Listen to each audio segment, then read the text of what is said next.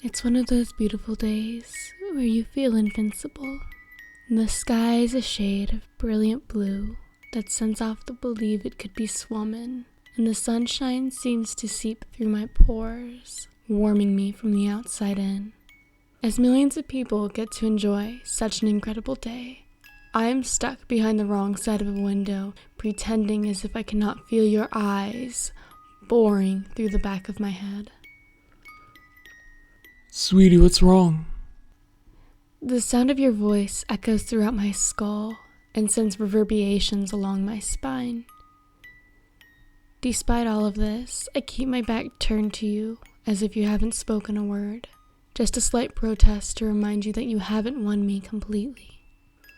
Do you remember how I used to fight out against you? How I'd scream every night? Or how I'd strike out whenever you'd get close enough to touch me? The past 3 years under your roof have finally taken their toll on me. I feel too physically exhausted to lash out against you. Every movement I make seems to drain me and leave me feeling hollow. Maybe that makes you happy, the thought that I've finally submitted to your will. You haven't won though, because there are parts of me that died during those nights of crying out for salvation and never receiving it. Although I still stand here in your presence, I am simply a ghost, only a fragment of what I used to be. You will never fully obtain me. Maybe you don't care too much about that. Maybe all that matters to you is that I'm still here, a constant reminder that you've succeeded because I haven't fled.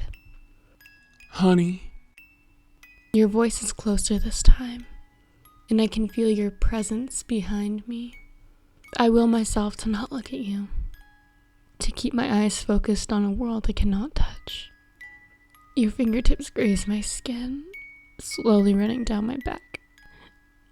I twitch beneath your fingertips, and my heart begins to race frantically.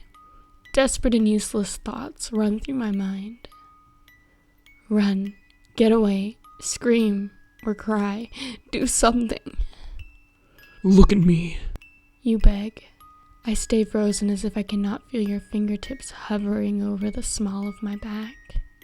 As if your voice doesn't make my heart skip fearfully in my chest. As if you're not my kidnapper, but rather some person I have no association with. You don't like that I refuse your demand, so you grab my chin and tilt my head until I'm forced to look at you. What's wrong with you? You pick me up as if I were light as a feather and walk us over to a seat. You place me on your lap and massage my shoulders. You run your fingers up and down my body, as if your touch will reassure me to not be so afraid of you. I feel the sobs rise up in my chest before they escape my lips. I try to leave your lap, but your hands tighten their grip on me and I can't fight against you. Oh God, please. I sob out to no one. Snowball? The man says sympathetically to the groaning cat that squirms in his lap desperately. Finally, the man lets her go and the cat flees to a room where she thinks she'll be safe from him.